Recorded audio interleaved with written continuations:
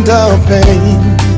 You made my life so beautiful, my beautifier. You've taken away the shame. Tuko hapa kwa ndege, tuko karibu na police post.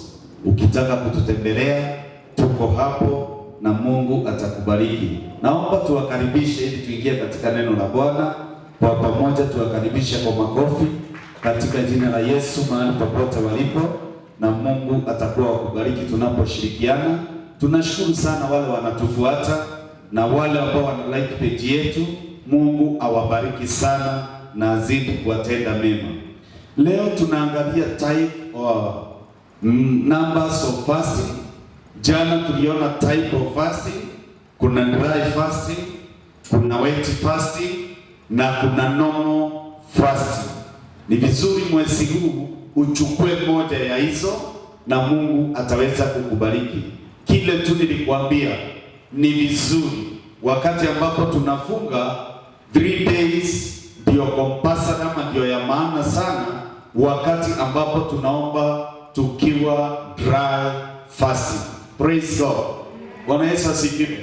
Wet fasting unaweza enda kama 20 days, 21 days, 40 days, 7 days na hata kuendelea. Praise God. Na hautakufa. Jina la Bwana litukuzwe. So ni vizuri kuelewa hivyo. Na kuomba si kuomba tu, atuombi juu ya kuomba. Bwana sifiwe. Huwa kuna vitu tunapokea wakati tunaomba na wakati ambapo tunafunga kwenye maisha yetu. Praise God. Na leo tutaweza kuangalia numbers of fasting. Numbers of fasting. Praise God. Jina la Bwana litukuzwe. Bwana Yesu asifiwe. Na numbers of fasting zimengawanywa. Vile siku zimengawanywa ndivyo hata namba zimengawanywa. Na kwa Bible kuna watu walifunga kupitia zile namba, tutaenda kuziangalia siku ya leo. Tutaanza na namba ya kwanza. Bwana sifiwe. Namba ya kwanza ni 40 days. Wakati unafunga 40 days, kuna vitu huwa unapokea. Bwana sifiwe. Zimengawanywa mara kama 5. Bwana mara 4. Bwana Yesu asifiwe. Haleluya. Kuna 40 days. Hiyo Yesu Kristo alifunga, tutaiangalia katika Luke chapter 1. So hata kama tunafunga, tunafuata the steps of Jesus Christ. Praise God. Kuna manabii waliotutangulia, kuna watumishi wa Mungu walitutangulia na wameandikwa kwa Bible. Walifunga siku hizi ili na sisi ambao tumebakia, maana leo Musa hayupo. Bwana sifiwe. Musa hayupo siku ya leo. Wewe ndiye Musa wa siku ya leo. So kama yeye alifaulu, hata wewe unaweza ukafaulu. Jina la Bwana litukuzwe. Kama Yesu Kristo alifunga siku 40 usiku na mchana, hata wewe unaweza. Maana ile neema iko kwa Kristo, ndiyo iko ndani yako. Bwana Yesu asifiwe. Na tunaona katika Luke chapter 1, chapter 4 verse 1. Bible inasema Yesu alifunga usiku na mchana, muda wa siku 40. Praise God. Si information na waletea. Praise God. Nataka kukuonyesha inawezekana hata wewe. Bwana sifiwe. Ukiamua kufunga na Roho Mtakatifu akikuongoza kwa fasting, unaweza kufunga siku kama zile. Kile nitakukanya na nitakuomba, usiombe kwa kushindana. Usiombe kwa sababu fulani alifanya hivyo na wewe ufanye hivyo. Praise God. Fanya kwa sababu ni Mungu amekudirect. Praise God. Kwa nini? Ili upokee baraka zile zinaandamana na prayer and fasting. Wakati unafunga 40 days, kuna vitu huwa unapokea. Praise God. Hello. Ukifunga 21 days, kuna vitu huwa unapokea na tutaziangalia. Praise God. Hallelujah. Tutaziangalia muda wetu ukituruhusu, na Bwana atatubariki in Jesus name. Sasa ningependa tufungue Bible zetu Luke chapter 4 verses 1. Tunaangalia numbers of fasting. Jana tuliona type of fasting ni dry fasting, wet fasting na normal fasting. Bwana Yesu asifiwe. Sasa leo tumeingia ni nyingine ya pili ya kwamba numbers of fasting. Luke chapter 4 verses 1 inasema hivi: naye Yesu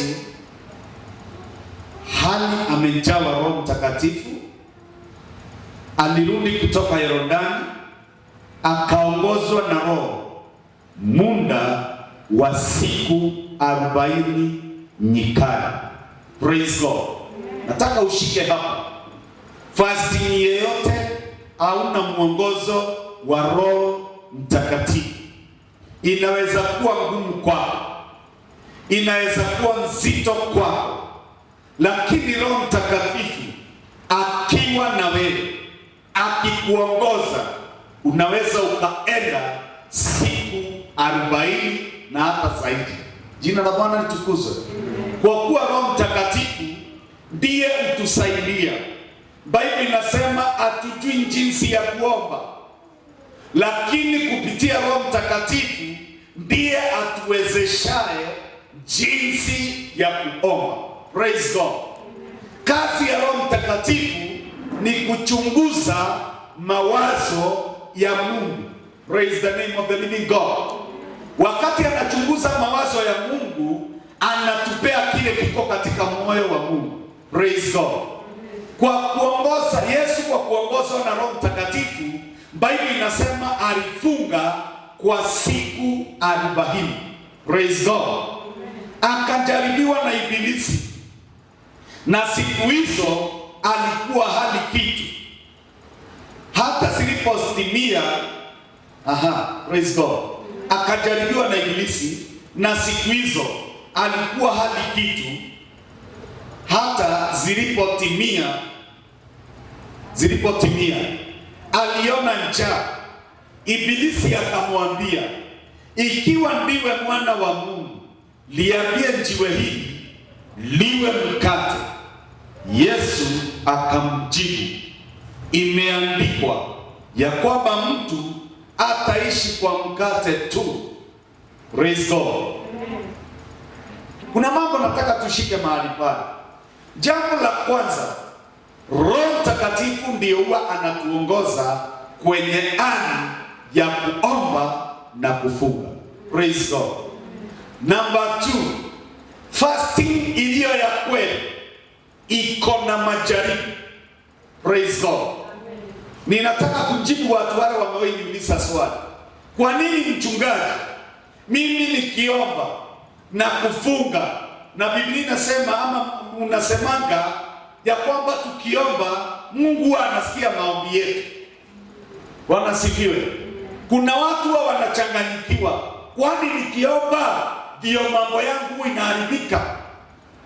Hapana, ni njia ya kupimwa imani yako. Praise God. Ni njia ya kupimwa kama wewe maombi yako yalikuwa effective kwa Mungu. Praise God. Na maombi ikiwa very effective, kuna repercussion za shetani. Sasa wale tuko kwa mfungo, wale tunaomba, saa zingine mambo yako inaweza kataa kuenda vizuri sana. Si wewe wa kwanza, ya Yesu ikuenda vizuri, halijaribiwa kama sisi vile ambavyo tunajaribiwa. Praise God. Ndio saa zingine unasikia kuamka usiku, kuenda kitchen, kuangalia kama kuna kitu kiko mahali pale. Saa hiyo uko karibu pale, unakumbuka niko fasting. Praise God. Saa ingine unajaribiwa, unaona mahindi kichomwa pale, unasikia kuulizia, unauza hii mahindi pesa ngapi? Na siku zingine uuliziangi mahindi kwa barabara. Sema ni majaribu. Bwana Yesu asifiwe. Na ili fasting yako ikuwe perfect na ikamilike vizuri, lazima ushinde majaribu ya tumbo. Yesu alishinda majaribu ya tumbo. Shetani alijua ako na njaa, anjakula. Praise God. Tafadhali tung'ang'ana. Siku zile ulichukua ukasema utafunga mwaka huu, usikubali kujaribiwa. Praise God. Ninakuombea neema ile ilikuwa ndani ya Kristo iingie ndani yako na wewe ushinde kama vile alishinda shetani. Amen. Praise God. Kama yeye alishinda shetani na alikuwa na uwezo, si ati angebadilisha ile mawe na ikuwe mkate. Tumeona akifanya miujiza mingi. Kuna siku wanafunzi wake walienda kwa mto, Bwana sifiwe, kutega samaki. Walipokuwa wanatega samaki, Biblia inasema usiku mzima hawakutega kitu, hawakupata kitu. Basi alipokuja pale, Biblia inasema aliwaambia, chukueni nyavu zenu muende mweke mahali pale ambapo ni kilindini. Praise God. Biblia inasema samaki zikakusanyika na Pita waliagi na yeye sana. Haleluya. Alikuwa mvuvi mzuri, lakini hiyo siku alisangri na Yesu, akamwambia tumelala hapa usiku, hakuna kitu tumepata. Basi Yesu akamwambia, enenda pale kilindini uangushe nyavu na mtapata samaki. Akamwambia, kwa sababu ni wewe umesema. Haleluya. Kwa sababu ni wewe umesema, tutafanya hivi. Praise God. Ilikuwa the word of miracle. Angekataa kutii, hawangepata samaki. Biblia inasema alipotii ile sauti ya Yesu, maana imejawa na miujiza, imejawa na uponyaji, imejawa na urejesho. Haleluya. Akatii, nazo samaki zikatisikia sauti ya Mungu. Haleluya. After there, Biblia inasema waliinua nyavu zao, zilikuwa mzito sana, asikuweza kutoka pale. Bwana Yesu asifiwe. Zilikuwa na samaki nyingi sana, na mahali pale muujiza ukapatikana. Jina la Bwana litukuzwe. So si ati Yesu hakuwa na uwezo wa kubadilisha mawe ikuwe mkate. Angefanya hivyo, halilisha watu 5,000. Wale walihesabika ni wanaume. Praise God. Wamama na watoto hawakuhesabika. Si ni ukweli? So yezamira kuwaka. Jina la Bwana litukuzwe. Lakini alitaka kuprove shetani ya kwamba mwanadamu hataishi tu kwa mkate. Praise God. Lakini kwa neno la Mungu litokalo mbinguni. Praise God.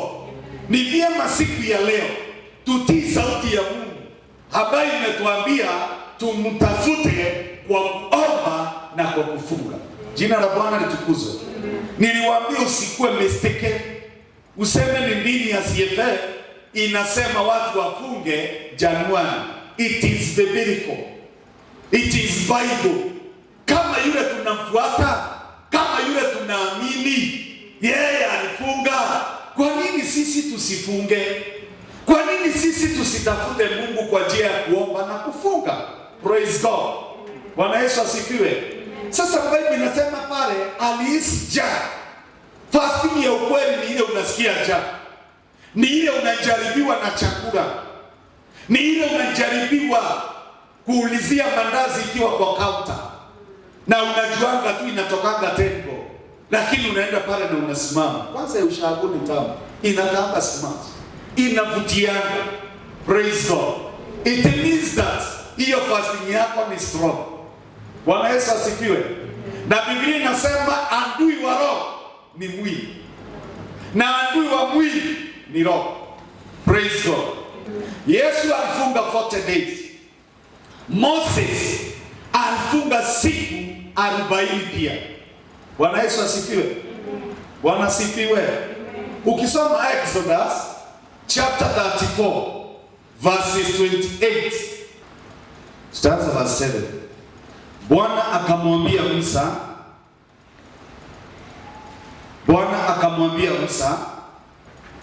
andika maneno haya, kwa kuwa mimi nimefanya agano na wewe pamoja na Israeli, na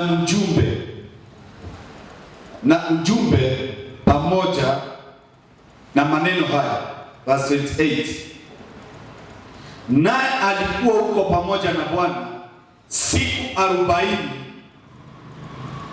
masiku yake hekaluni, hakula chakula wala kunywa maji, naye akaandika katika hizo mbao hayo maneno ya maagano, hizo amri 10. Praise God. Wakati Musa alikuwa anaandika 10 commandments, vile aliamriwa na Mungu, Biblia inasema hakuwa anakula na hakuwa anakunywa. Praise God. Na alikuwa pamoja na Mungu. Na ombi langu ni Mungu akuwe pamoja na wewe mwaka huu wa 2021. Amen. Hawe pamoja na wewe katika hali ya kuomba na kufunga. Amen. Praise God. Wakati wa Musa hakukuwa Roho Mtakatifu. Roho ni kushuka, huwa alikuwa anawashukia. Praise God. But katika dispensation ya Yesu Kristo, Roho huwa anakaa ndani yetu. Huwa tunakaa na yeye usiku, huwa tunalala na yeye, huwa tunaamuka na yeye. Lakini zamani mitume na wale wote walitumika, kuna Musa, akina Elijah, Roho ni kukuja, alikuwa anakuja juu yao kwa manabii wa zamani. Praise God. Katika Agano la Kale.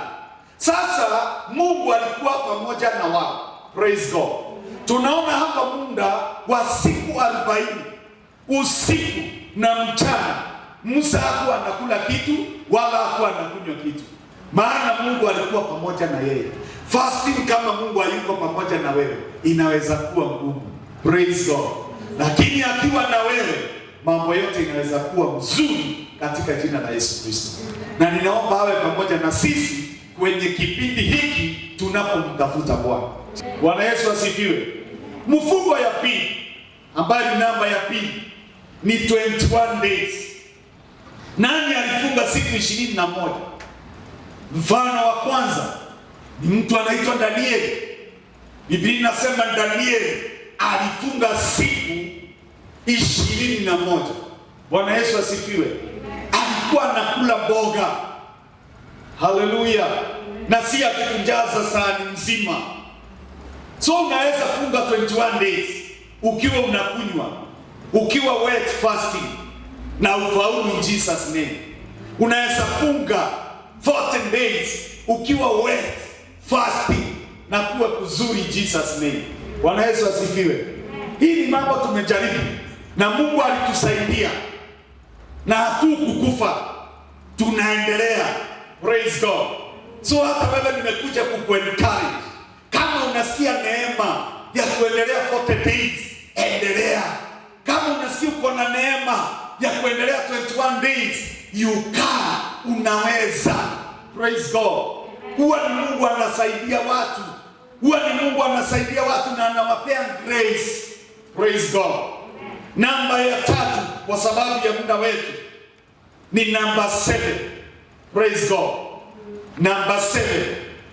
Unaweza ukafunga siku 7 ukiwa unatumia kitu unakunywa. Hiyo ni wet fasting. Unakunywa tu maji. Unaweza kuwa tu unakunywa chai glasi moja. Tuseme ni asubuhi. Praise God. Niliwaambia sio vizuri weke thermos hapo, hata ukipiga rao unakuja unagonga ingine. Hapana. Sio hiyo. Hii mwili lazima itii sauti ya Mungu. Praise God. Sasa hiyo ni namba la 3. 7 days. Number 4 ni 3 days. Alafu hizi namba zote nitakuonyesha zimesimamia nini kwa wokovu, zimesimamia nini kwa fasting. Praise God. Ukiomba 40 days kuna kitu unapokea. Ukiomba 21 days kuna kitu unapokea. Ukiomba 7 days kuna vitu huwa unapokea. Bwana asifiwe. Naenda kwa haraka ili uone hiyo mambo.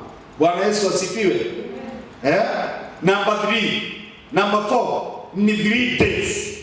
Number 5 ni 1 day food. 1 day food. Praise God. Hallelujah. Unaweza ukafunga 40 days, 21 days, 7 days, 3 days, 1 day. Na kuna quarter day. 6 to 6. Hiyo ni ya quarter days. Lakini zile ziko na effective sana. Ni hizi 5. Bwana Yesu asifiwe. Ni nzuri sana kwenye maisha ya Mkristo. Sasa mtu akifunga 40 days huwa anapokea nini? Number 1, mtu yeyote amefunga 40 days kuna capability, kuna uwezo wa kupokea uweza wa ministry ndani yake. Praise God. 40 days inasimamia ministerial ministry. Praise God. Bwana Yesu asifiwe. Inasimamia ministry. Mtu anataka kutumiwa na Mungu. Tunaona Musa wakati aliomba, Mungu alimtumia na njia kubwa. Yesu alipofunga siku 40, Mungu alianza kumtumia. Bwana Yesu asifiwe. So kuna karama huwa zinaingia ndani yetu. Kuna huduma inaingia ndani yetu ya kusabu Mungu. 21 days inasimamia the gift of the Holy Spirit. Bwana asifiwe. Wakati tunafunga siku 21, kuna ule uwezo wa kupokea karama za Roho Mtakatifu. Kama unataka karama moja, gift of healing, gift of performing miracles, gift ya kuspeak in tongues. Bwana asifiwe. Kuna zile major unaweza ukapokea after 21 days. Praise God. Wale watu wanatamani kutembea na karama za Roho Mtakatifu, unaenda Kenyatta unawekelea watu mikono, mtu anaondoka kwa kitanda. Ukiwa mzoefu wa kuomba siku 21 unaweza tembea na hizi karama bila mang'ang'ano. Praise God. Kuna huo uwezekano wa kupokea hizi ngiti za Roho Mtakatifu. 7 days inasimamia ukamilifu wa Mungu, the completeness of God. Bwana asifiwe. Jina la Bwana litukuzwe. Number 7 imesimamia the completeness of God, ukamilifu wa Mungu. Kuna mambo inakusumbua kwa maisha yako, ukijizoesha kuomba siku 7 utajikuta kuna maeneo katika ulimwengu wa kiroho unakamilika. Praise God. Ung'ang'ani kwa kuongea uongo, ung'ang'ani kwa tai, ung'ang'ani kwa mambo zingine, ung'ang'ani kwa kusaidia watu. You are complete in salvation. Praise God. And we need the complete the completeness of God in our life. Tunatamani kutembea katika hali ya ukamilifu kwenye maisha yetu. Praise God. Number 3 inasimamia utakaso. Kama kuna dhambi inakusumbua, unajisikia ndani yako kuna kadhambi yakaondoki, umeombewa na mchungaji, hakuna kitu kinaondoka, funga siku 3. Hiyo weakness inakusumbua, itaondoka yenyewe. Jina la Bwana litukuzwe. Utajikuta kuna mambo zingine ung'ang'ani, kuna dhambi ung'ang'ani kwenye maisha yako. So 3 days inasimamia the holiness of God. Praise God.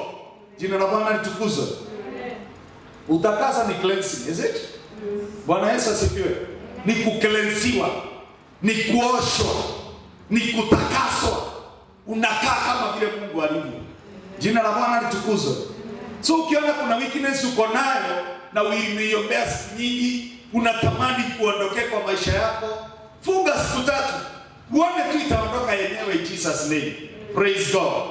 Siku 1 inasimamia the fellowship with God. Ukiomba siku 1 kuna ushirika na Mungu utapata katika maisha yako. Praise God. Wakati tunafunga siku 1, we need the fellowship of God. I want to know you more. I want to understand you more in my life. Bwana sifiwe. So mambo haya yanatusaidia kukamilika kwenye ufalme wa Mungu. Jina la Bwana litukuzwe. Siku 1 ape inasimamia the fellowship with God. Hauombi juu uko na shida, hauombi juu unakimbishwa, hauombi kwa sababu mashida imekuandama sana. Ninaomba kwa sababu ninataka ushirika wangu na Mungu ukuwe wakati. Bwana Yesu asifiwe. Sasa hatufungangi juu ya mambo imekuwa mbaya. Tunafunga kwa sababu we need the fellowship with God. Praise God. So ni vyema kupokea neema ya Mungu na ushirika wa Mungu katika maisha yetu. Maana tukimpata Mungu tumepata vyote. Ukishikana na Mungu, ukishikamana na Roho wa Mungu, ukishikamana na oracles of God kwenye maisha yako, your life will never be the same again. So hatuombi juu ya corona. Hello? Tunaomba juu tunataka ushirika na Mungu wetu. Hatuombi kwa sababu hatuna pesa. Hizi ni vitu zitakuja zenyewe. Zitaanza kututafuta. Praise God. Nikimalizia, naomba tufungue Biblia zetu kwenye kitabu cha Jeremiah chapter 33 verse 3. Jeremiah 33 verses 3. Jeremiah 33 verses 3. Na tutaweza kubarikiwa in Jesus name. Faida ya kuomba ni nzuri. Niite inaweka kwa pale. Wakati tunaomba ni Mungu tunaita. Wakati tunafunga ni Mungu tunaita. Praise God. Biblia inasema ukiita Mungu akunyamazi. Biblia inasema na yeye atafanya nini? Atakuitika. So kuna level ya Mkristo akiwa ameamua kutafuta Mungu kwa njia ya maombi na kwa njia ya kufunga, kuna possibility Mungu amuitike. Praise God. Kuliko kukaa tu ungoje mambo ifanyike. Kuna pati ya mwanadamu na tira tumepewa ni pati ya kumuita Mungu. Pati ya Mungu ni kutuitika. Praise God. Na ndio ni vizuri kujua siri ya kumuita Mungu. Formula ya kumuita Mungu ni formula ya kuomba na kufunga. Praise God. Maana katika hali ya kuomba na kufunga, hizi ni vitu mbili tofauti. Kuna kuomba na kuna kufunga. Kuna Mkristo anafunga lakini haombi, na kuna Mkristo anaomba lakini hafungi. So ina maana kuna level hatafika, kuna eneo hataitikwa. But the moment you call God in prayer and fasting, Biblia inasema ya kwamba Mungu na yeye atakuitika. Na akikuitika hakuachi bure. Kuitikwa kwa Mungu ni tofauti na kwa mwanadamu. Kuitikwa kwa Mungu ni tofauti na kwa mzazi. Kuitikwa kwa Mungu, Biblia inasema nami nitakuonyesha mambo makubwa. Haleluya. Jina la Bwana litukuzwe. Wakati tunaomba, wakati tunafunga, hapo ndio tunapokea mambo makubwa. Unakuta mtu alikuwa anakaa chini akifunga siku 40, anaanzia kuambia pastor, na nimesikia kuhubiri, ninasikia mwito wa kuenda kufungua kanisa. Ni nini imechokora huyo mtu? Aanze kuomba, aanze kusema anataka kuhubiri. Ni maombi ya 40 days ndiyo inasababisha amekoroga kile kiko ndani yake. Watu wakimwangalia, haukai mhubiri, sura yako ikai kana kwamba wewe utakuwa mtu wa kutangaza habari ya Mungu. Maana ulikuwa umekaa chini tu. Lakini the moment you seek God in prayer and fasting, kimwito kinaingia. Unasikia kuhubiri injili bila mchezo. Bwana Yesu asifiwe. Maana katika kuomba maombi marefu tunapata kuona mambo makubwa. Ambia mwenzako unapokea mambo makubwa. Biashara unaanzia kuiona na njia kubwa. Familia yako unaanzia kuiona na njia kubwa. My beautifier, you've taken away the shame, you've taken away the pain.